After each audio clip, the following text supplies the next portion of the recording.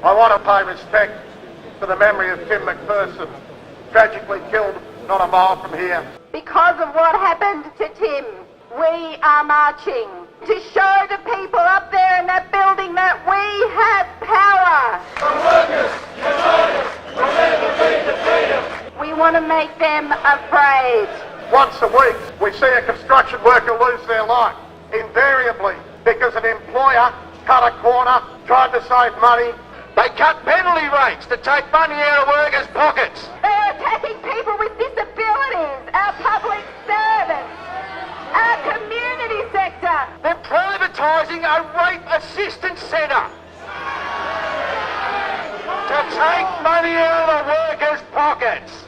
While Turnbull and his cronies are out talking about how bloody terrible workers are, how bloody terrible unions are, he has cut $1 billion out of essential community services. When our services are under attack, what do we do?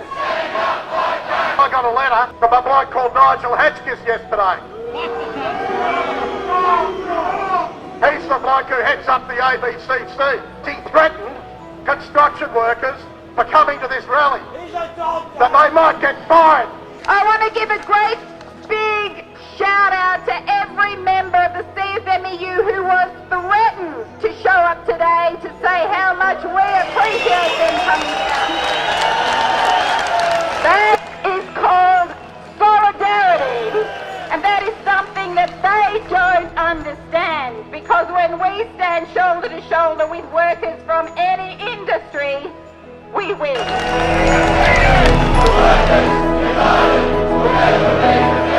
The union movement at this time is united, and we're ready to take on anyone who attacks us. You've got Malcolm Turnbull saying that they're going to prosecute construction workers if they turn up today. Well, I think you can see what people think about Malcolm Turnbull today. Reintroduction of the building code is going to cause more deaths and injury on building sites by stopping the unions and delegates being able to do their job. They reintroduced the ABCC. They want to take all of our conditions fought by generations past. So it's time for our generation to stand up. The ABCC takes away civil rights from construction workers that every Australian ought to enjoy. They take away your right to freedom of speech. They take away your right of association. They take away your right to remain silent. How dare you? Nobody voted for this, and we're going to take you on. We need to get active, not just on our jobs, in our churches, in our community groups, in our schools. We need to start talking and politicising everyone in our community. This is now a fight to the death. We're not going to accept penalty rates being ripped away. We're not going to accept construction workers having their rights taken away and their safety compromised. And it's really hard enough living in Sydney, and they're trying to cut our pay now, you know. We'll fight for as long as it takes and as hard as it takes. Mr. Howard, will Malcolm Turnbull meet the same end as you? United, will never be defeated.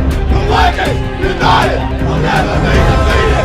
We are going to fight to increase the number of decent jobs. No more casualisation, no more worrying about a shift. We are going to bring the power back to the workers, and we're going to change the rules to make corporations pay their fair share of tax. Comrades, we didn't ask for war, but we're damn well going to fight it. Malcolm, we told you, don't poke the bear. You have done it, and the blue is on. This is actually a declaration of war against the Turnbull government, Darren Hinch, Nick Xenophon, Pauline Hanson, every single one of those politicians who sold up the river the rights of not just construction workers, but all workers in this country. And we will fight, and we'll fight to the end to see them out of office and our rights restored and better wages and conditions delivered to all of these people who work so hard to make the prosperity of the nation. I mean, this is everything that workers have fought hard for over 150 years in this country. It's all under attack, and we're going to fight back.